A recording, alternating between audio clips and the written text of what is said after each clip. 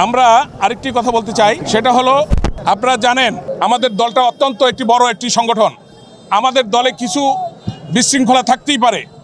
আমি আশা করি আমাদের নেতার নির্দেশ, দেশ নেত্রী বেগম খালেদা জিয়ার নির্দেশ, আগামী দিনের বাংলাদেশের পবিত্র তারেক রহমানের নির্দেশে যে নির্দেশ আসবে সেই নির্দেশ মেনে আমাদের মধ্যে ঐক্যবদ্ধ আমরা হব, ঐক্যবদ্ধ আমরা থাকব এবং ঐক্যবদ্ধ আমরা আছি। আপনারা জানেন আজকে 17 বছর আমাদের চরপেশনে অনেক অত্যাচার ও নির্যাতনের মধ্য দিয়ে আমরা ছিলাম।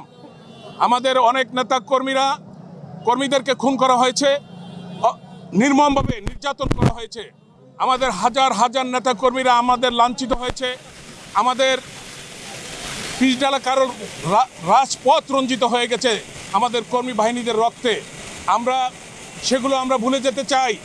আমরা বাংলাদেশে একটি সুন্দর শান্তিপূর্ণ আমরা পরিবেশ চাই, আমরা গণতান্ত্রিক পরিবেশ চাই, আমরা শান্তিপূর্ণ ইলেকশন চাই। আমরা যে ইলেকশনের মধ্য দিয়ে বাংলাদেশে একটি সুন্দর সরকার গঠিত হবে আমরা সেটা চাই।